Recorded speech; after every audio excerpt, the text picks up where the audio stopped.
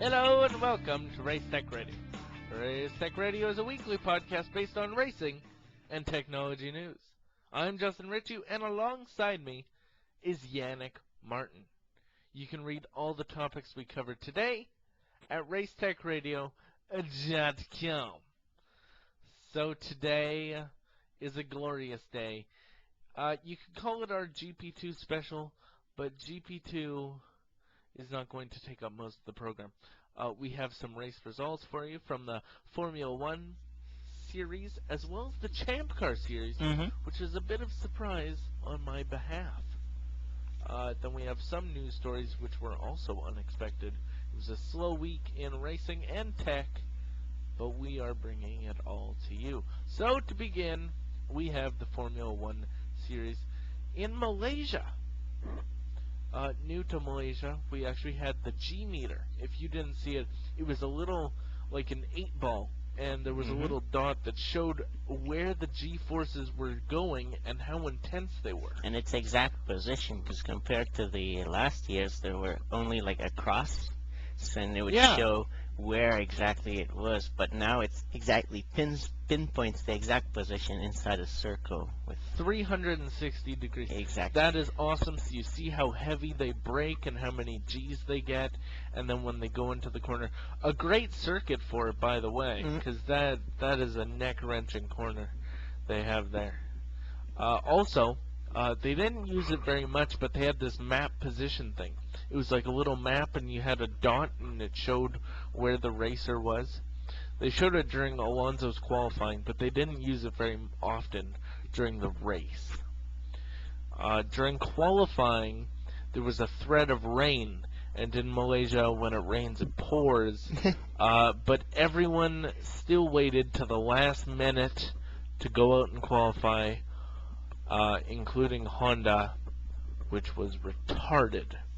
Alright, so the starting grid for the Malaysia Grand Prix is in first, Felipe Massa, second, Fernando Alonso, Kimi Räikkönen, Lewis Hamilton, then in fifth, Nick Heidfeld, sixth, Nico Rosberg, seventh, Robert Kubica, in eighth, Jarno Trulli, and in ninth, Ralf Schumacher. In 10th, Mark Webber, which had a bit of a problem in practice. His gears got locked, and it was a pretty ferocious locking too. So he locked the gears, and people are speculating that it's due to the heat. The gears are overheating. Also, there's like a sum of like 48 gear shifts per lap, so you can see how the problem could have arisen. And in 11th is Heikki Kovalainen in the Renault. Yep, and then if we continue this grid, in 12th his teammate Giancarlo Fisichella, and then 13th David Coulthard, 14th Takuma Sato, 15th Jenson Button. That's funny how Takuma Sato is qualifying ahead of the Honda. It's just funny. There's no other way to say it than funny, really. A shame. 16th, Vitantonio Liuzzi. 17th, Scott Speed. Which was having brake problems during the practice, by the way. Does he not? So, doesn't he always have problems? He does have a fair bit of problems. 18th, Anthony Davidson. 19th, Rubens Barrichello. Rather terrible qualification. 20th, Alexander Wurz. Which was also, he got stuck in gear during qualifying. Yeah. Well, it shows that he's like about over half the grid farther back than his teammate there. Yeah. Nico Rosberg was in 6th, which is an amazing qualification. That was surprising. I was like, wow. All the way back at 20th. Yeah. Seeing him this high. And seeing again the BMW is this high. It's crazy. It shows that BMW is going to be the third constructor this year. And right off the grid, Robert Kubica jumped past Nico Rosberg. It was good stuff. Yep. And last but not least, 21st. Well, there was Andrian Sutil after him. But Christian Albers. Albers. Which, by the way, right rear right tire blew up during practice. Oh. Man, it blew up pretty hard, and it was whipping across it was pretty bad. Anyways, that's in 21st, and then in 22nd is Adrian Sutil. Yep. So Spyker in the back row, they got that covered, and Super Gurry qualifying, well, at least one car qualifying better than both Hondas. Yep. So that's a bit of a slap in the face. But you know what I really blame it on? Honda really left it to the last minute to go qualifying. They seriously went out 2 minutes before the timer stopped, and they crossed the line like 40 seconds before the timer was done. So they had exactly one lap to do. And think of how much stress that gives the driver and how much pressure is on them if they just screw up the finest. I don't necessarily think would have changed anything much. Okay, yes, they that's suck true. anyways. Oh, okay, they don't suck. They're just having some unfortunate problems right now. That's more than problems. I think one thing to blame it on is the limited testing they're having right now. When your right? baby team is kicking your ass, there's more than problems. Well, you know what? They're thinking of getting Jean Todt or Ross Braun. Jean. Thinking of getting Ross Braun over there. The problem is with Formula One cars, it's a fine medium. You know, it's the mechanics guys fighting over the aerodynamic guys. They're saying, no, it's the aerodynamics that's the problem. Yet the mechanic guys are being blamed for, you know, it's a back and forth discussion of which is the actual problem. Oh, they just stop talking work. Jeez. Hey, it's hard to synchronize two teams. It's very difficult. But Renault was having the same problem in the first race at Australia. They had their balance was all wrong, but now they're still it's not there. Renault qualifying 11th and 12th. They I don't know, maybe it was Fernando Alonso, but maybe something else. Yep. Anyways, I the paint blue makes you go faster. Yeah, that's true. Blue may contribute to the speed of your car. So it was 93 degrees Fahrenheit in the air and 133 degrees on the track. It was also very humid. Kimi Räikkönen, of course, he was almost going to replace his engine because if you didn't see the video of it, there was steam just barreling out of it. Very hot. Also, the gearboxes are very, very hot. So on to the race. Adrian Sutil ran off on the first lap. Did you get to see it? I saw a little cloud of smoke on the first lap just in the back, but really I didn't see anything. We never saw a replay of it anyways. We never saw the replay. There were how many laps, and they couldn't just get a few seconds in to show us what the hell happened? The one crash, one crash. Well, we don't even know if it's a crash. Whatever happened to him, it's classified as accident. Yep. Well, don't tell me that's not a crash.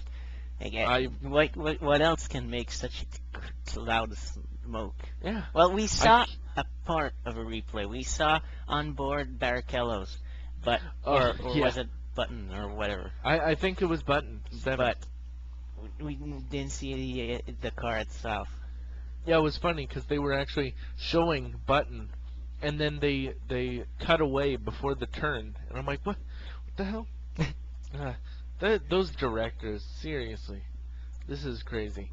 Anyways, other than that, there wasn't any real action. Liuzzi pitted for a nose cone on the second lap, so maybe it had something to do with him.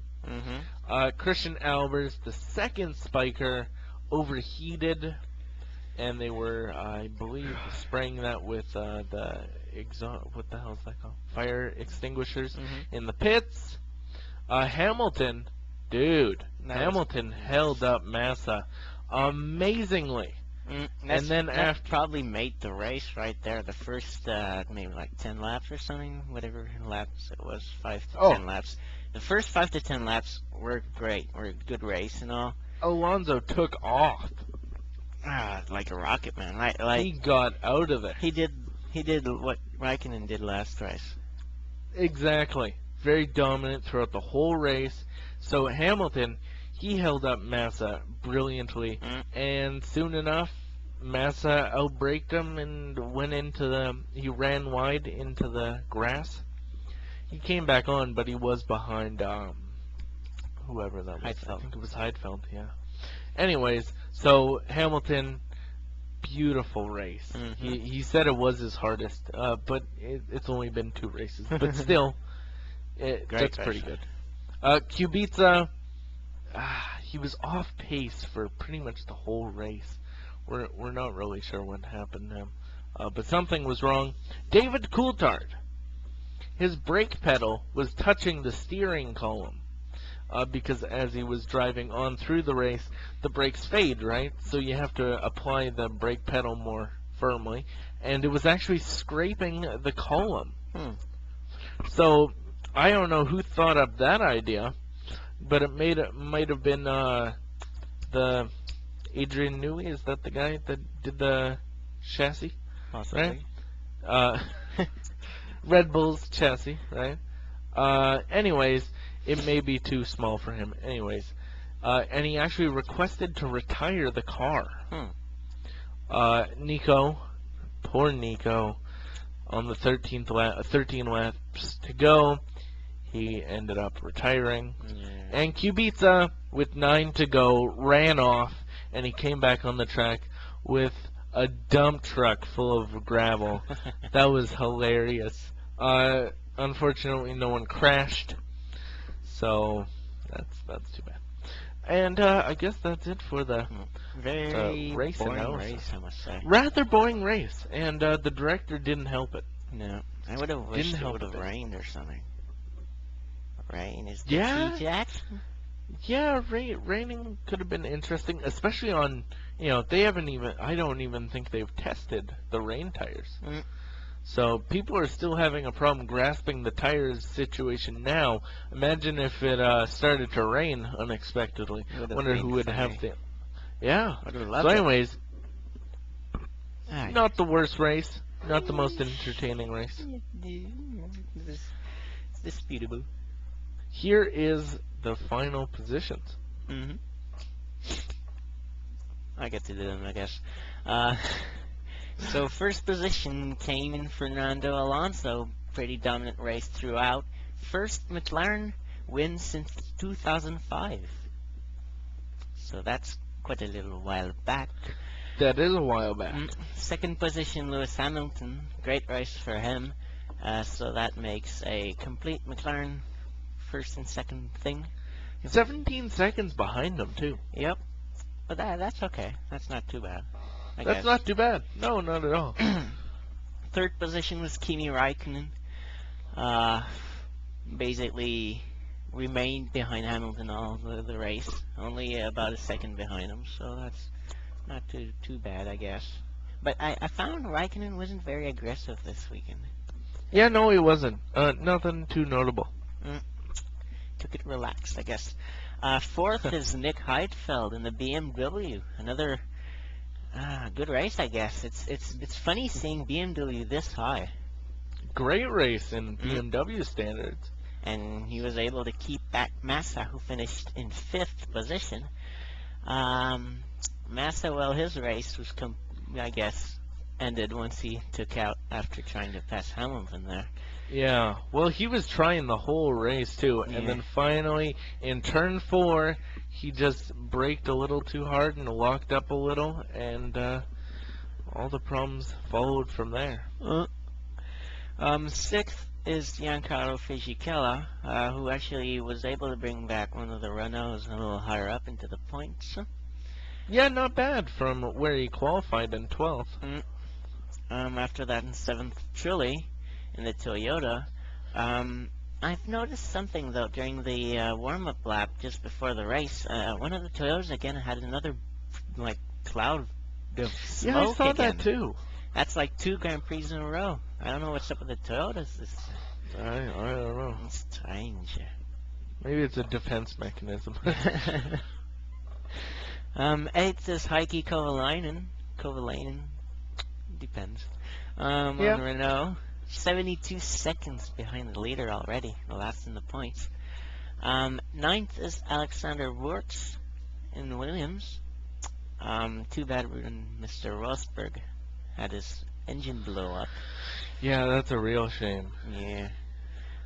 Then in 10th was Mark Webber. 11th, Barrichello, and 12th, Button. Jensen Button. Man, oh man. You know what? The paint job, not bothering me so much anymore. I still hate it. I still hate it, yeah, but it's their shitty driving is really keeping my mind off their terrible drive.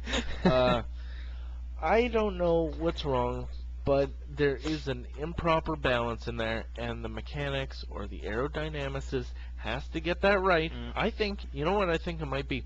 You see that bubble? That bubble in front of the cockpit that, like, it looks like those little wings on the nose? You know, that big bubble? No? No. Round No. little thing? Okay, well, I think that looks odd. Anyways, in Okay, 13th... those kind of fins on the side? Yes! Oh, yeah. Like, Those. what the fuck is that? It looks ugly, Yes. and I think it may be the problem. Anyways, Possibly.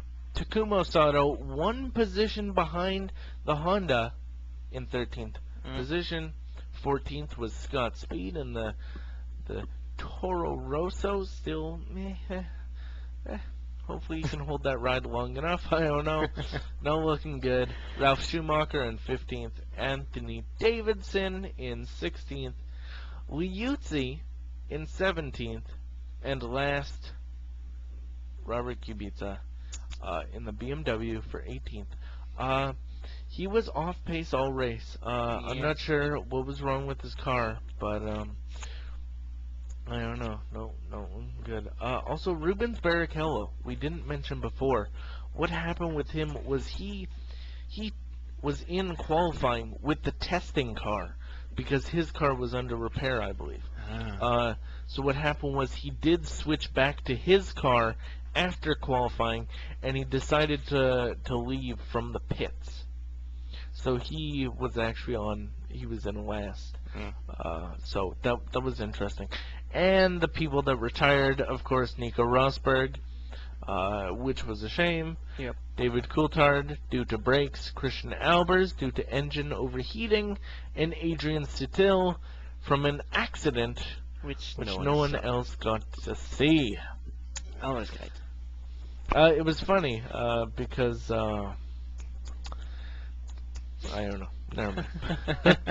Anyways, that's all for Formula 1. Formula 1 next week in Bahrain. Yes.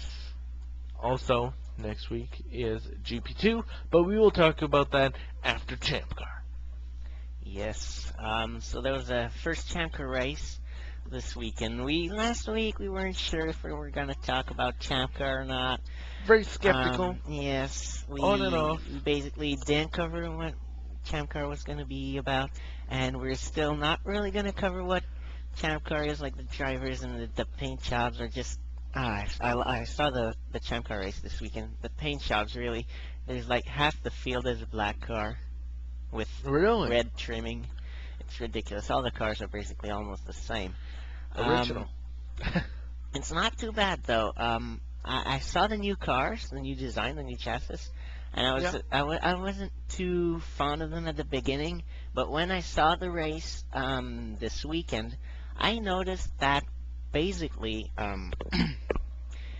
it doesn't look all that different. It's basically almost the same car, but with a raised nose instead. So it's not too bad. It looks a little bit more new because they simply kept the same chassis for so long. And about the car, well, there's the raised nose, and really I found the car looked so much like the GP2 cars. Really? Yes. GP2.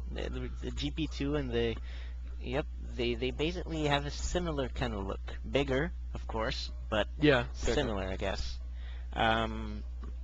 So yep, they have 7 speeds now. 7-speed gearbox. Oh, really? Yep, that's an addition. Well, I guess that would would be useful when they go on those airport tracks. Yeah.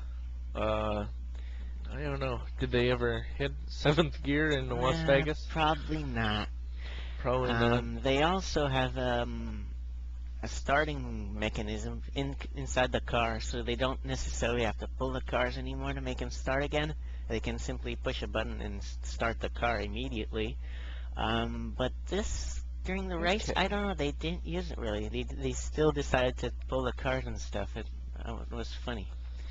And Well, I guess that's fine if you stall. yeah. I guess. And a few episodes back, we mentioned that ChampCar was going to opt for standing starts, or at least most of the races. Yep. Well, to Las Vegas was a rolling start. They had to deny the first one, and then they simply accepted the second start. It was a funny race, though. It wasn't too bad. A lot of cautions in the first part of the race, really. Caution every like 5 laps or something. A car spinning or a car bumping into each other. I don't know. It was a strange track too. It was in the streets of Las Vegas. Very, very narrow. Barely 2 cars could fit side by side. The corners were very abrupt, I guess. Very, very square. It was a funny track. Not the best track to race, I guess. Way too narrow for a normal track. Not a lot of passing, that's for sure. Was it a decent season opener? No, not that much. No, I would have suggested more of a normal racetrack for a season opener, because in these streets, I don't know, you can't really have much action there. Yeah, that's true. Limited action. Yeah, and on the track, one thing I disliked was well, there was a part of the track which was a tunnel, so that was cool. They just dumped into the tunnel and came out at some point just before the start-finish line. But Oh, that's cool. But right before the tunnel, there was the chicane. But basically, you had to slow down, like to maybe first or second gear, and only one car could go through it at a time. First or second? It was such a slow chicane, and it's in the street, but they simply added like strips on the ground. Yeah, rumble strips and barricades. One behind the other, and they had to like go around them. It just was ridiculous, if you ask me. Just something that they didn't need. But anyways, caused a lot of problems, even during the caution. During the caution, there was contact just at that place. So I don't know. Anyways, during almost half the grid didn't finish. Rip. 17 cars started the race, and seven of them didn't finish. Did Christian leg? She finished 6th, so that was good. What car she is had she a good car. She's with Dale Coyne Racing. I think it was a whitish car, if I'm not mistaken.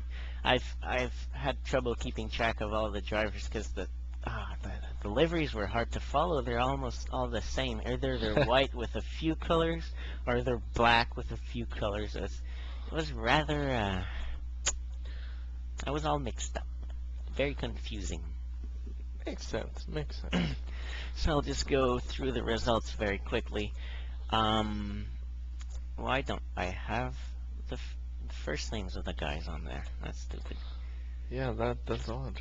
Yes. First initial. So Mr. Power with Team Australia finished first. Started first. Second finished Dornbos, the F1 driver of last year.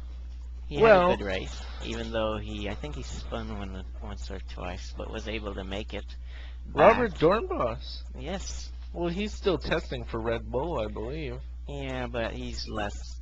Red Bull has a few drivers, I think. Well, they have Michael Ammuller, which is in GP2. Mm-hmm. Anyways, go on. Third was Paul Tracy, who had started second and had a very great start. Right. Start. Immediately at the green flag, he was able to take power already. He overtook the first position right at the first corner. It was a great race for Tracy, but ended up falling into third place for some reason.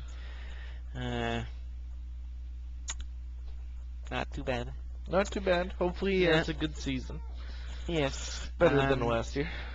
Tagliani started fourth and finished fourth. Not much to say about him, really. He didn't move too much. He didn't do too much either. Fifth was Gomendi. Sixth finished Catherine Legg. Seventh, Bruno Junqueira. Eighth, Figgy, or Fig, or if there is a particular way to say his name. Which I Not don't too know. sure. No. Ninth was Dominguez, Tracy's teammate. Yeah. Crazy bastard. 10th was Johnny, or Yanni. 11th was Dalziel, who started 15th, actually, so a little improvement from him.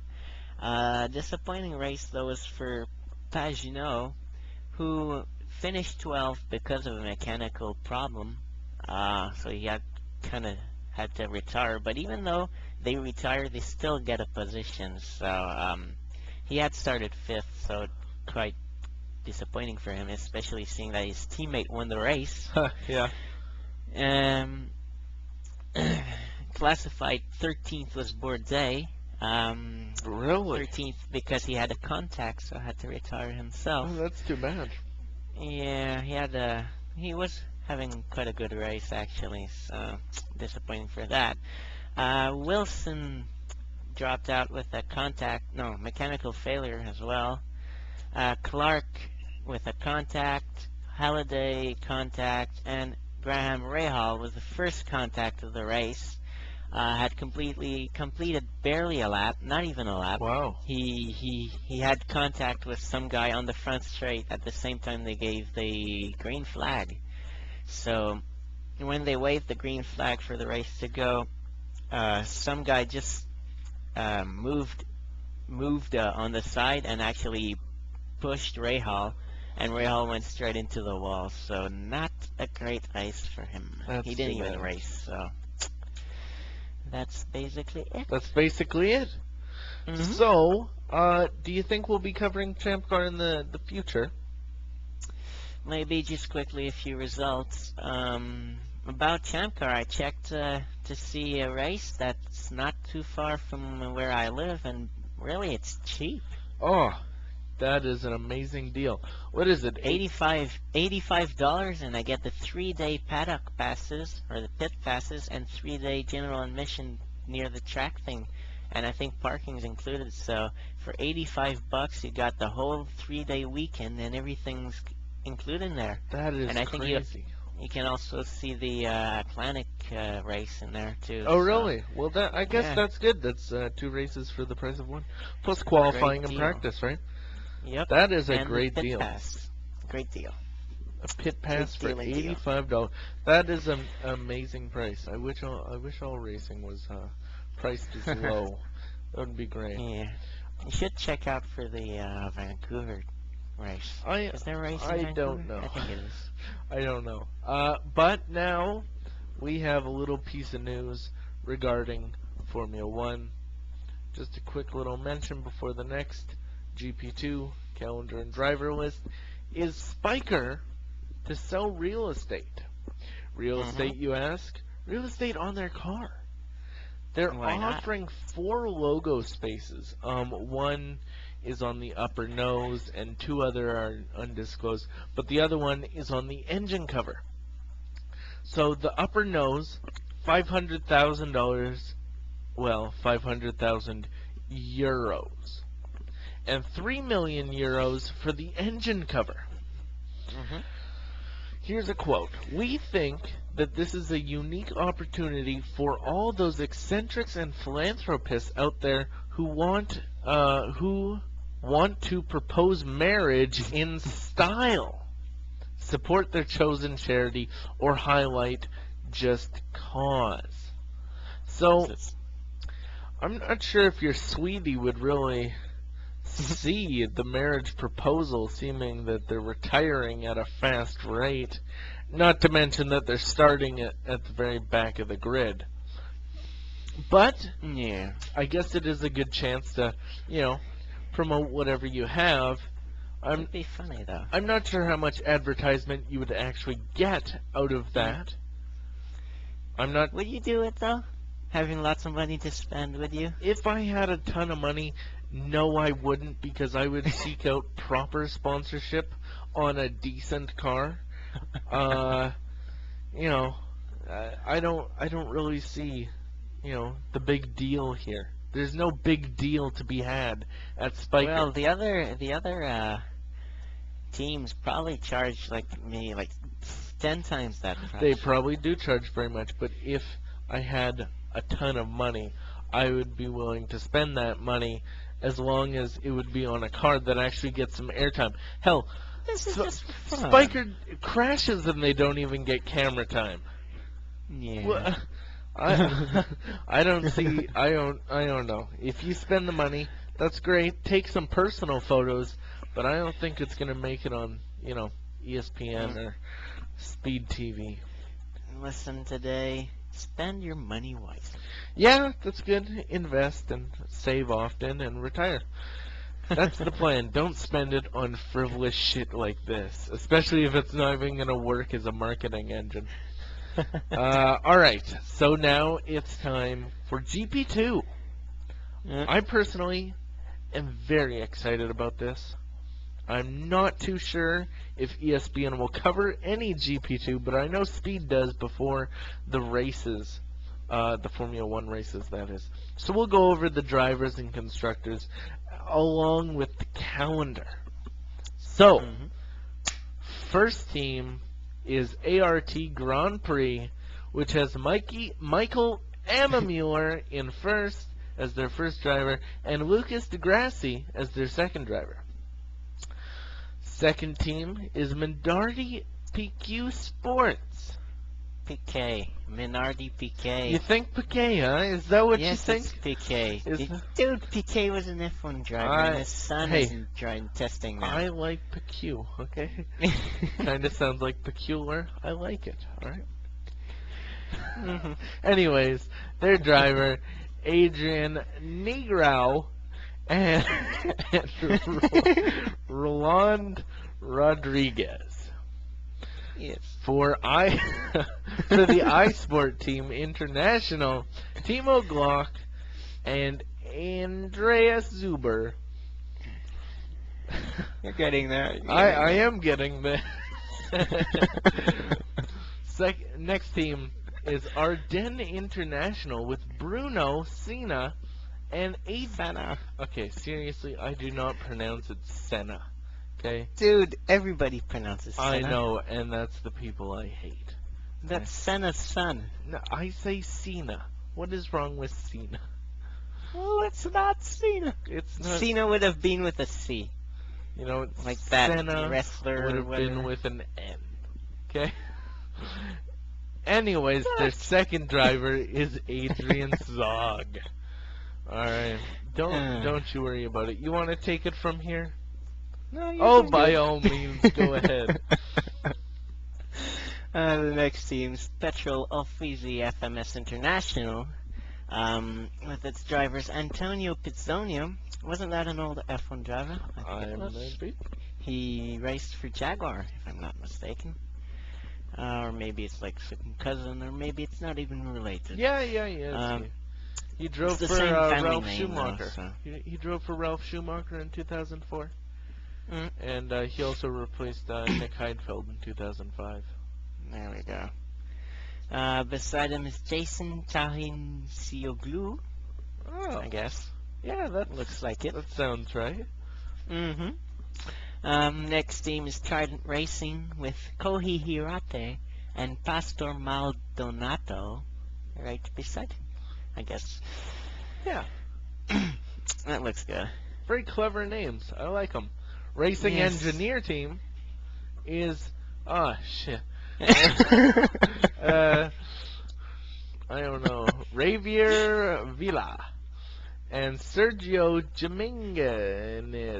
Jimenez. There you go. That's how it is. Next team is Supernova Racing. You remember Isn't that a cool name? I like that name. Mike Conway and Luca Filippi. I'm not very good with I'm not very good with the names, but that's alright, because the next team is BCN Competition with Sakon Yamamoto. Yes, Yamamoto. And Hopin Tung. Yes. Alright. I guess I'm up. Next team is DPR, which is DPR, I guess. With drivers Christian Bakkerud, I guess, Bakkerud, or whatever. Yeah. He's Danish, so. Next is Andy Susek. Yeah, DPR stands for David Price Racing. Ah, they should have wrote that down. Yeah. Next is DAMS, or DAMS. Yeah? Meaning I have no idea. It's an acronym for Droit Aeronautics Motorsport. Yeah. Who would have thought that? Yes. With drivers Nicolas Lapierre and Kazuki Nakajima. Then we have Campus Grand Prix with Giorgio Pantano and Vitaly Petrov. That's like an old hockey player. That's funny. Oh. Yes. Or was it? Anyways. And last team but not least, Durango. That's like a pickup now. That is like a pickup. Well, you could say Dodge an SUV. Durango. Now it's an SUV, so. Anyways, Borja Garcia and Karen Chanhok. And to think, these are the future names we will be struggling to pronounce in Formula One. Of course. Man, oh man. Don't we love this? I'm not good. I'm all right with English to say, you know. Anyways, the 2007 calendar. Nonetheless, I enjoy their racing. Love the cars. Love the close action. It's really something to get you riled up and excited about before the race of Formula One. So the first location is next weekend on April 14th and 15th is Bahrain at the Bahrain International Circuit. Yep. You can do the next one. Yeah, go ahead. Really? Go ahead. Oh, I've changed the page. Next race is Barcelona in Spain. So basically all of the circuits are the same one as the F1 one. Yeah, they pretty much follow around. Basically it is. On May 12th to 13th. That's Then it is in... pronounce the circuit there. No, you can do it. I don't know how to pronounce it. Catalunya. There you go. Monaco Yay. is the next race after that. On May 26th in Monte Carlo, that is Circuit di Monte Carlo. Monaco, Monte Carlo. Man, I'm rushing through this. It's making me dizzy. This is nice. Yeah, I know. This is they're gonna race at the French Grand Prix on June 30th and July 1st. July 1st? Mm-hmm. Next. Oh, you're not gonna do the circuit? No, we'll do it when we need to do Well, the I circuits. think it's rather important. Look, you can do the circuits. I know you're good at pronouncing funky The names. Circuit de Nevarez Mangicordos. The next race, of course, is in Great Britain at Silverstone. The Silverstone Circuit, of course, and that's July Good job 7th. on that one. July 7th and 8th. Yes, it is. July is going to be a busy, busy month. Busy month. Way too busy. Way too busy. Oh. The next race, of course, is in Nuremberg, in Germany, on the Nuremberg Ring, and that's July 21st and July 22nd. Next race, of course, is at Budapest in Hungary. Hungary. Yes, and that's at the Hungaro Ring, and that's very early in August. The next race, of course, is at Istanbul, my favorite country personally, Turkey. Of course. And why is that? I don't know. I used to drive around on Driver 3 in Istanbul. Really like that. And that's, of course, at Istanbul Park. I love their culture and their roads. Their roads are very nice. And the next race is in Italy at Monza, and that's Mhm. in September 8th and 9th. The next race, Yep. Belgium, the Circuit de Spa-Francorchamps. Yes, always great to see that track. Happy it's back in F1, That's and I don't know if it's a new addition to this I am MTP2, not but sure either. great track though, Yes. if they haven't touched it. That's I wouldn't doubt it. Uh, and the last race of the season is Valencia, Spain, at the Circuit de Valencia, and that's September 30th. So this is going to be a quick and fast season. Very exciting though. So don't forget to, if you have speed, watch it before the F1 race. I believe that's only the second race. I'm pretty sure they broadcast the first race as well. So definitely check that out, because I'll tell you, it's some close racing. Close racing. You get right under the nose. It's good racing, I tell you. Good racing. Alright, so that took up a lot of time, but I have a little something to say here. Matsuura. You know Matsuura, how I mentioned before on the race, how he swore a little, right? At St. Petersburg, he swore a little after he got crashed, right? Well, now he has been fined an undisclosed amount for using inappropriate language during the interview at the April 1st Honda Grand Prix of St. Petersburg. Matsuura was penalized for violating Rule 83-A of the IndyCar Series rulebook, which is improper conduct. It's not a full story, but I can't believe that. Alright. The race was what? At 11:30? It was shown to me at midnight. And I saw him swear. How could they not clip that out of there? How, like, do they not watch their own broadcast and they just wait for all the Christians to email them? Like, it doesn't make sense. They had 12 hours. They could have just put a little beep when he swore. Yeah. It's ridiculous. If they can do that in 7 seconds, why can't they do it in over a few hours? Exactly. It makes no sense at all. You know, even ESPN, they apologized. They said, we're sorry if he swore, we're not sure of the accent. And then, 12 hours later, when it's rebroadcasted on TSN, it's still in there. Yeah. What are people? But- they don't have an editor? But really, like, who cares? Who cares? Exactly. It's the Christians, I tell you. Those fucking bastards. Who cares? Really? Come on. That's improper. Careful, Justin. You're gonna get fined. Yeah, exactly. Gotta watch out. I'm spewing improper conduct all over the place.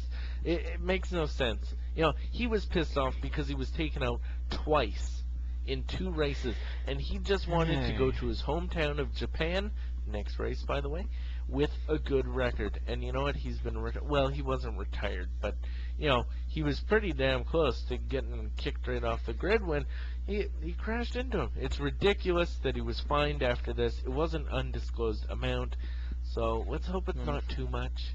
Like, seriously? Yeah. Matsuura? I just hate the way how people always go against the way normal people talk. Like, seriously, like, he talked like a normal person, and they're all like, oh, yeah, that's fine, you. I don't understand why there has to be such a thing as a bad word. Like, Especially that most people didn't even understand what the fuck he exactly. said. I caught it, but I didn't write down the word he actually said because I thought nothing of it until ESPN apologized for him.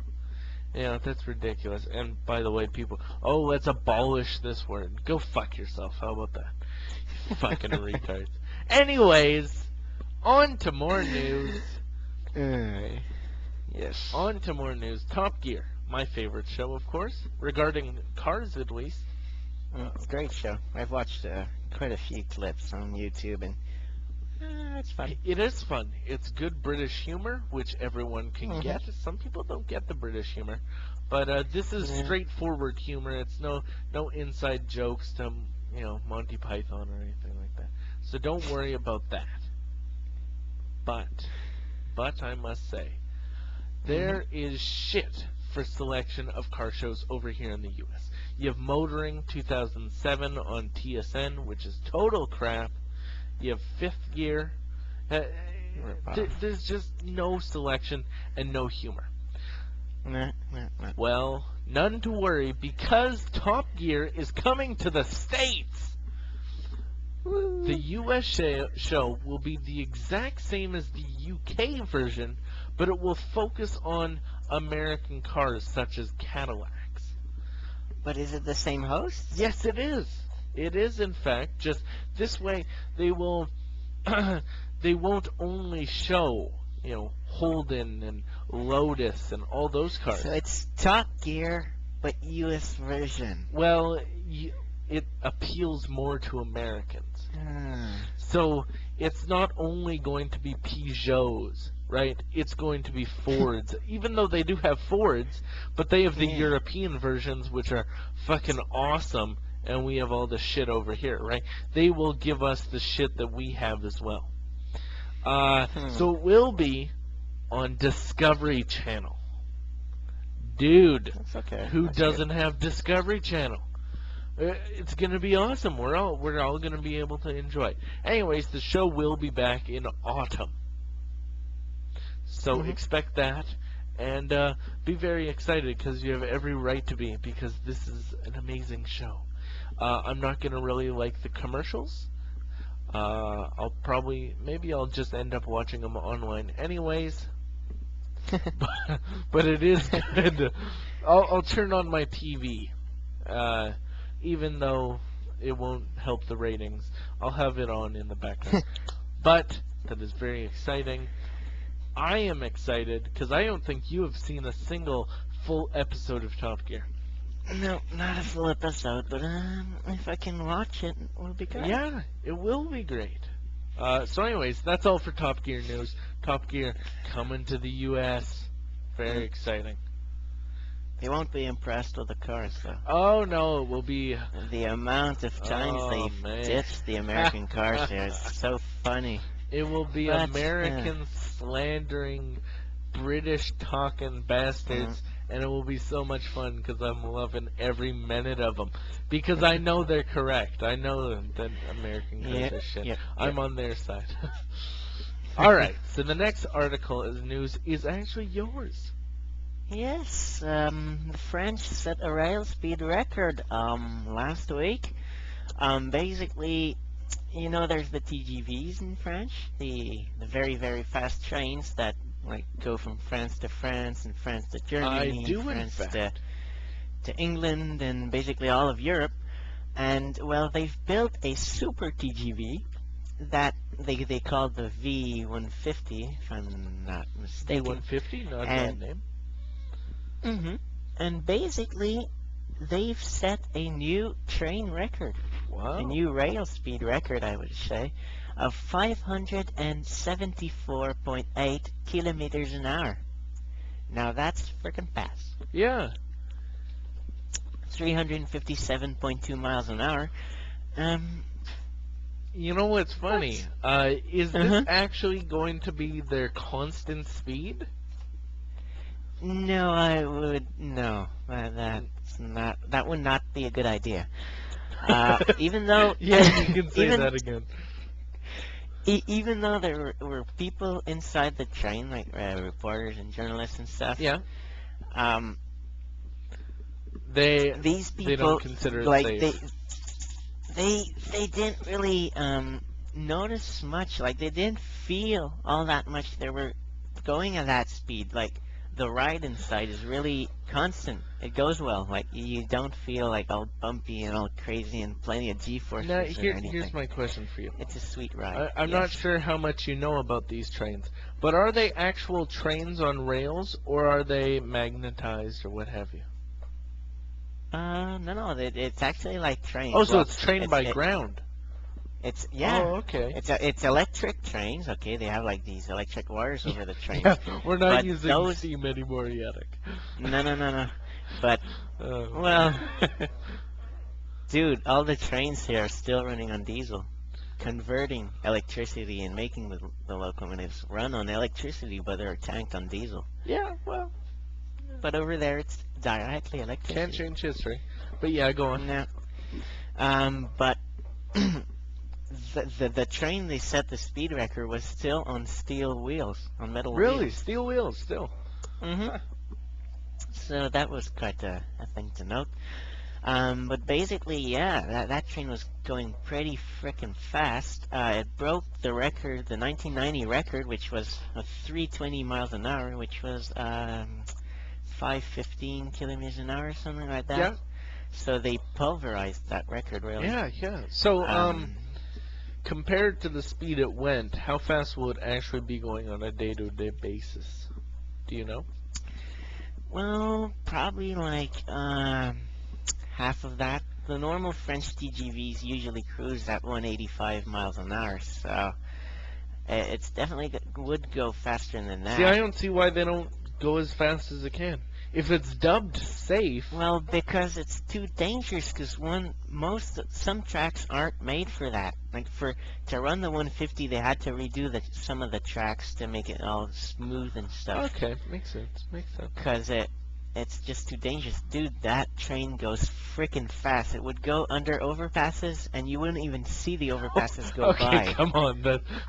Yeah, okay, overpasses. Did you see the video? Overpasses I can understand, but bridges, tunnels. There was like this.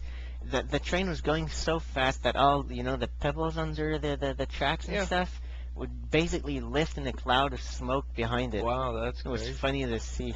Have you ever and- been on and a that- train? No, not really. No, but definitely not a TGV anyway. Yeah, that's But true. I was on one It's once. funny because It was fun. Really? Yeah, a commuter train.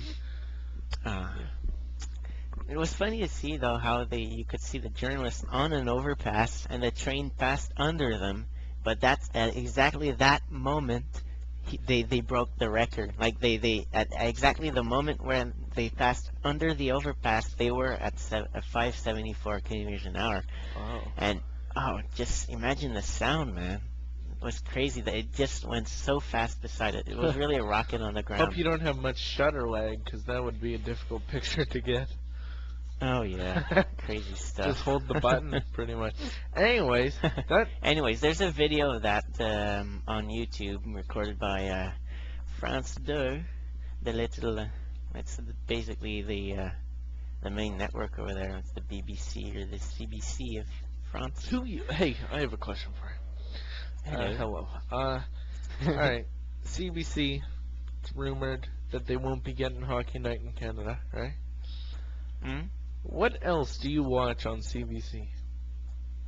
Not much, but that rumor is not there anymore. Really. Not there They've anymore. signed till 2014. All right. Well, I didn't hear that. But Mm-hmm. what else would anyone watch on CBC? I like The Hour The news. with George Stropolopoulos.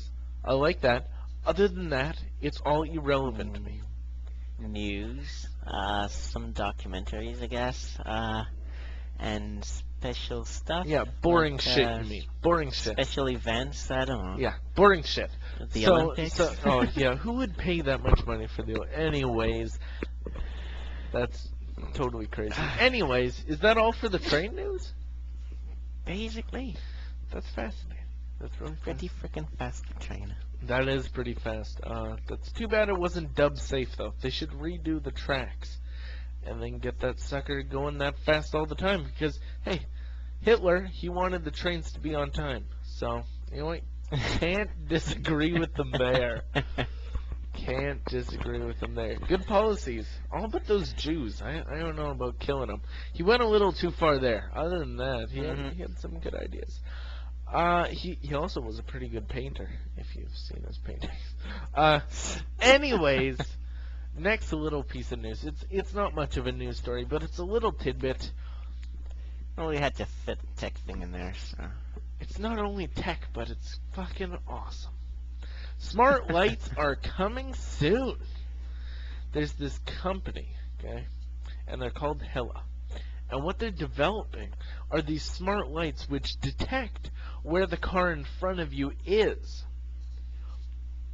Yeah. That way, you know, when you're going down an alley or something, you turn on your high beams.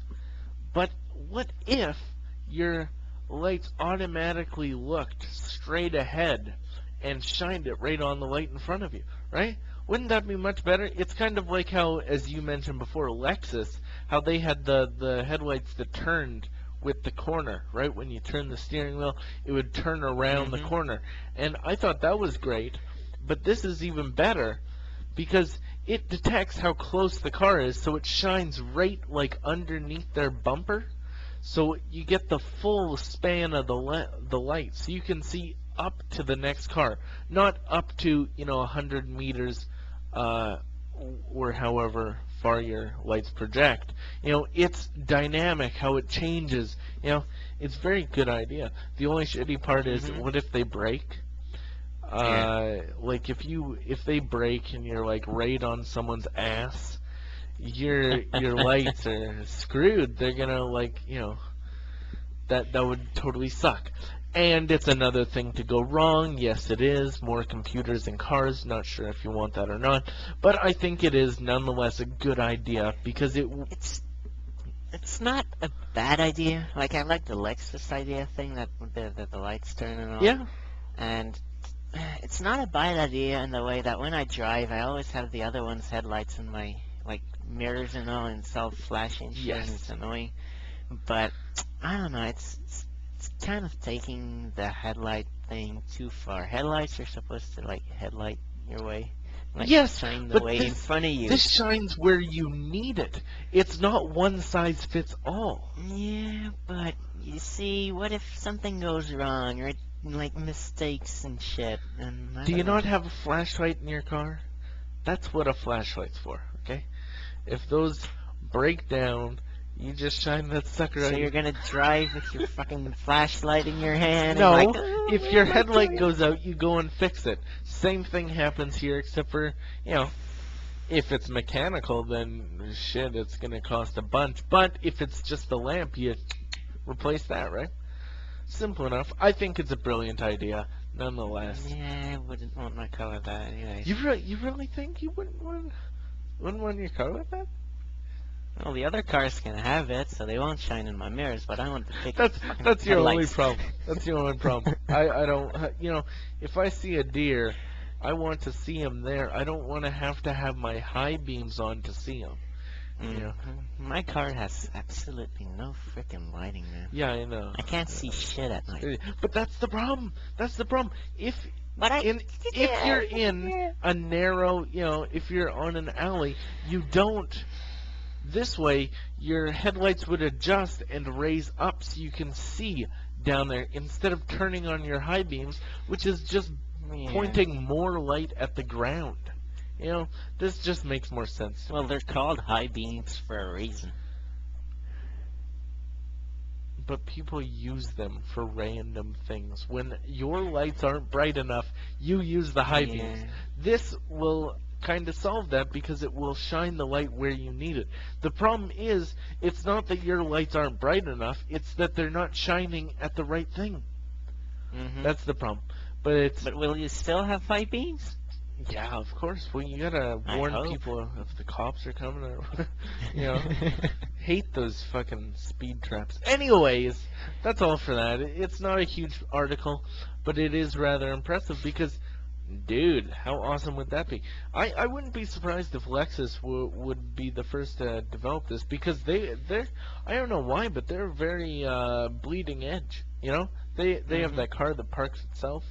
Which I wouldn't mind personally because I hate parallel parking. But that's a brilliant idea, and they came along with the headlights that turn. Anyways, that's all for that article of news. I think that's a brilliant idea, and hope it gets into development. But please test the shit out of this because I don't want any faulty headlights. That's just a pain in the ass. All right, so the next article. Tom's Hardware. Tom's Hardware, all of us have heard of it, except for Yannick, of course, but they have sold. Tom's Hardware has sold. This is all speculation, except for he did confirm that it was sold, but we don't know who it was to exactly. But they sold it for $15 to $20 million. The rumored price. The rumored price, of course. That's a little cheap for Tom's Hardware. Yep. That's like selling, I wouldn't say a Google.com, but CNET? I never go to CNET, but CNET is a very pivotal point in the internet that everyone goes to for news, reviews, and all kinds of stuff like that. So I would say yes, Tom Hardware is as significant as something like that. It is a place for reviews and tech articles and how-to and all that stuff.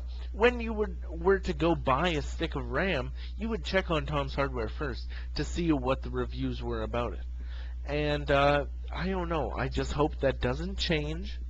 But it has been speculated that a French company, a tech media company called Best of Media, is the buyer. So that's of course speculation. But let's hope the French don't ruin this. I really hope they don't, because Tom's Hardware, I haven't bought hardware in a long time, but when I do, that is the place I go. Well, they've already changed the website. Which looks like shit, yeah. And here it says it's a B2B French company, tech media company. And, well, B2B is business to business, so I don't know how it's going to affect consumers. Well, I'm not sure. It's something to look for. It is something to keep an eye on, that's for sure, because we don't want this going down. This is... Oh, how I'm gonna miss it. Don't cry. Lots of ads, though. I can tell you that. Yeah. Lots of ads. Anyways, that's all for that Tom's Hardware news. Just a little tidbit. Don't have much time left, but we do have a couple little things. Do you have anything else? No, not really. All right. Well, oh, Ireland's not the UK. Dude, this might be breaking news, or it might have happened 30 years ago. I'm not sure, but Ireland is not part of the UK anymore. And it was really, oh man, when I checked that on Wikipedia, I was like, whoa, wait a minute, UK does not have Ireland? That is crazy. And, funny enough, they're using the euro. So they must feel rather stranded. Oh man. Anyways, crazy stuff. A little piece of news going on around me. Sean Kennedy, the fucking man. I'm not sure if you've heard of him. Back in 1999, when Shoutcast was released, Rant Radio started up, and it was an internet radio station, and they started What the Hell, and a bunch of radio shows. And Sean Kennedy was the charismatic host. Charismatic? I'm not sure. Whatever. Charismatic host of What the Hell. And then he went on to do the Sean Kennedy Show, SKTFM.TV. Then he did Patrolling, and so on and so forth. Anyways, Patrolling, not too sure, I don't think this would really appeal to you. But it was more about, militants, kit, what kind of knives to buy, what kind of axes and pants, and, getting all your gear together. Alright, so what does it do and how well does it do this, right? That was his whole theory. Anyways, season 2 rolled around a while back, and it was not about the kit anymore. It was more about the person. So it was about camouflaging yourself in an urban environment and stuff like that.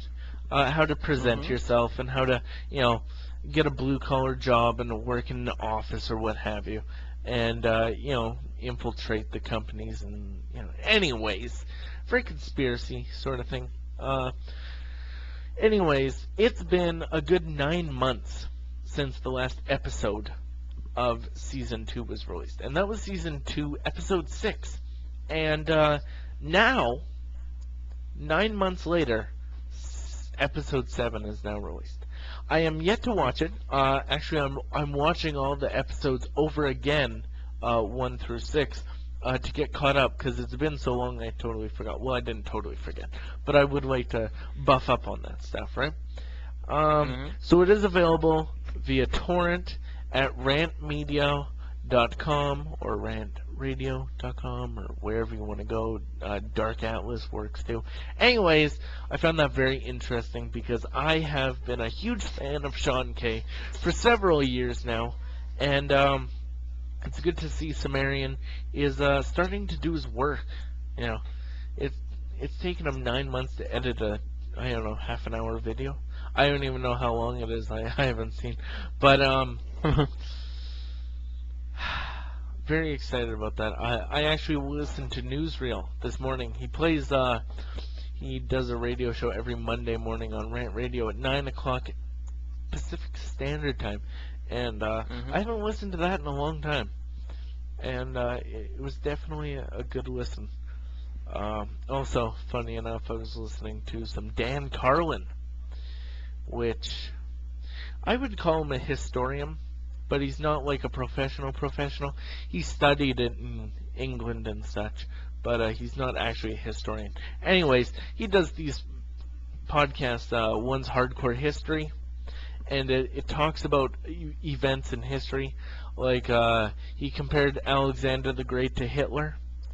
You know, because Alexander the Great sounds so great, but what did he really do? You know, how was he great? He wasn't that great. But now we perceive him as great. So in 500 years, will Hitler be Hitler the Great? You know, that sort of thing. And he mixes up theories like that, and I find it very interesting. Anyways, that's at dancarlin.com or whatever. Didn't mean to get into that. Anyways, one more little article. Well, not actually an article, but a little fun thing. You love fun things, don't you? Cranky Geeks with John C. Dvorak. Last week, they had Jimmy Wales from Wikipedia and another guy from a site called Helium. And Helium is supposed to be some kind of competitor to Wikipedia, but instead of in statement fashion, it's in more of an article/essay form. And the writers can actually get money for their articles. So if they post an article, they, you know, get money for it. So I found that interesting. I've been reading a lot because I actually had to go pick up a book this weekend because I have no books anymore. I've read all my books, so I needed something to, you know, I needed something to read. So, anyways, tech articles, they're fun and all, but they get dull when they're talking about something you're not interested in, right? So you can go to Helium, you can type in whatever topic you want, and you can read someone else's opinion or statement on what's happening in that world. So anyways, I thought that was rather cool. I'm posting a couple now. It's good to write. I miss writing. I don't write enough. My blog used to be writing purposes, but now it's gone away from You're not posting enough. You're posting only when there's an episode. I know, because, I don't know, I don't want to turn into an Engadget, right, where there's a post every 5 minutes. And it's like, oh, I got a cat, and I had cereal this morning. You know, I like to have a beefy article. And you know what? The articles I do post on Helium, I will put on anorexicpill.com, and you can read them there because they're part of my soul. They're part of my soul. Anyways, is that all? Yeah. Well, I just found something about Ireland there.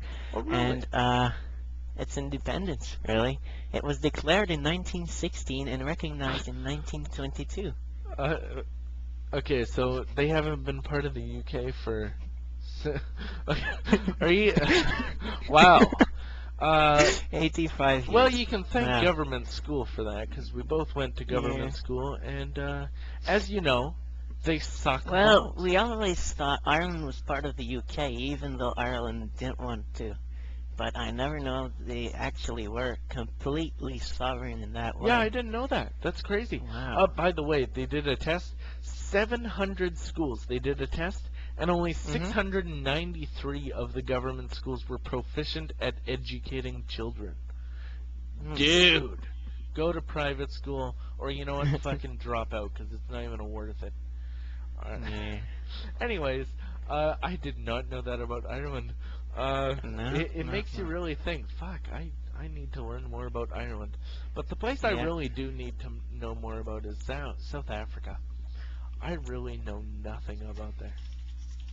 Wiki, my friend. Yeah, Wiki's your yeah. friend. Is my friend. Is everyone's You know friend. what? I used to read an article on Wikipedia a day, but then I just Yeah. got too busy. Did you know there's a little tiny country in the middle of South Africa? What's it called? Lesotho or something. Let me try to That's find a pretty it. cool fucking name. I know it's Lesotho in French. Yep, it's the Kingdom of Lesotho. Oh, that sounds pretty cool. It's a little country completely surrounded by South Africa. Oh, okay. I know we might go over the time limit a little bit right now, but I have one thing to say. All right, a little Really? dot. All right, Vermont. You know Vermont, right? Everybody knows Everybody Vermont. knows Or not. Vermont. Okay, they're planning on seceding. All right, not Well, that's just fun. not huge news. Not huge news. They have been talking about it for a few years, but they are planning on Really? calling. Yeah, they have. They are planning on calling a vote in 2012, and they're going to try and secede. This Why? why? What? Why? I'll tell you why. Why? Because they're tired of the bureaucracy, which is the government. All right. They are Mhm. tired of handing over 50 to 75% of their money every payday just to pay off a fucking war debt. Don't you think that was Quebec's excuse? And Dude! 27 years Dude. later, there's no fucking thing? This is different because Quebec is filled with French people. French people, Quebec is yes, shit. Quebec. Like, is the only... But anyways, I would want Quebec to secede in order for Canada to get rid of it. yeah, Canada isn't too far gone, but it's it's by no means a utopia. It man, it's okay. I'm getting into politics soon enough. But anyways, about Vermont, they are planning on seceding. All right, that is all good, right? I think that's great. No, that's I fine. think they will fail. Mhm. I think they will become a socialist republic or whatever they're going to call themselves. But what this Mhm. will give is a new view to Americans, because most Americans are stupid. I came out and said it. Yeah, most Americans are stupid. All right, they probably don't know what seceding is, right? They don't know there is an option to secede. So what will happen is once that gets in the news, then the next state to go will be New Hampshire. If you don't know what New Hampshire is the free state. You can type in freestateproject.org. It's all about becoming the freest state in America. They have no GST or something like that. Anyways, they want to get liberty in our lifetime, pretty much. Because, seriously, Mhm. people call America a free country, but you know what? It is the furthest thing from a far country. People say, no, I'm free. Well, stop paying your taxes. Then you'll see how Well, with the Patriotic dude, Act or whatever it's Patriot called. Act has nothing to do with patriotism. It just has to do with pushing stupid legislators. Anyways, getting off the ball a little. It's all about liberty in your lifetime. And I actually listened to a show called Free Talk Live. I really dislike Ian, but Mark's pretty cool. Anyway, anyways, that's what that's all about. So you know what? Check out freestateproject.org, because once that happens, once Vermont secedes, or at least tries to, then We're gonna get New Hampshire. And we're gonna get, dude, the whole New England will secede. oh, Dude, it will be awesome. And then there will be a comparison because New Hampshire is very close to Vermont. So pretty much what will happen is they'll say, oh, here's Vermont, the socialist republic, and then there's New Hampshire, which is a libertarian free lifestyle. And dude, I'm very excited. If that shit happens, Yeah. I am. That's gonna push Quebec to secede too, I guess. And then I- both of them are gonna join, and then they're gonna make like some freaking funky name. I'm out just of it. not too sure if they'll do it properly. But No. dude, if New Hampshire secedes, dude, I am there. I'm getting a Republic of New Hampshire. I'm gonna have my I don't even want children, but I'm just gonna have a shitload of children there, so they're all born there, and it's gonna be awesome. I'm very excited about this, and let's hope it passes. 2012, not too far off. By the way, if you want liberty in your lifetime, go to freestateproject.org. Sign up for the Liberty pledge. Are you paid for that or No, what? dude. Dude, do you not want liberty? Are you kidding me? Well, you just keep on repeating that website like 7 times. Well, it's and- very what- important. What's the site that doesn't work? Free State, Is this Free like- State Project. Free Oh. State Project.org.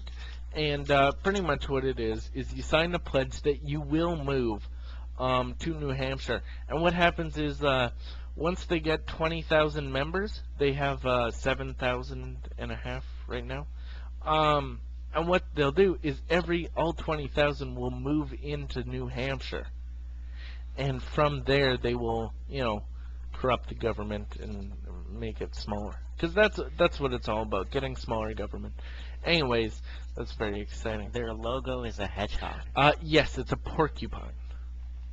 It's a porcupine. Porkfest is actually. Porcupine. Porkfest. Yeah. What the It's a festival for freedom. What? What's your problem? They also had the Liberty Forum. Their website sucks. Their website does You suck. can't see it Their website does. in like 800 You chits. know what? Why don't you help them Oh, out? man. You communistic bastard. What?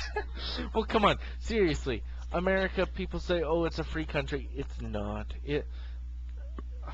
Will they pay me to make their It's website? a pretty comfy jail.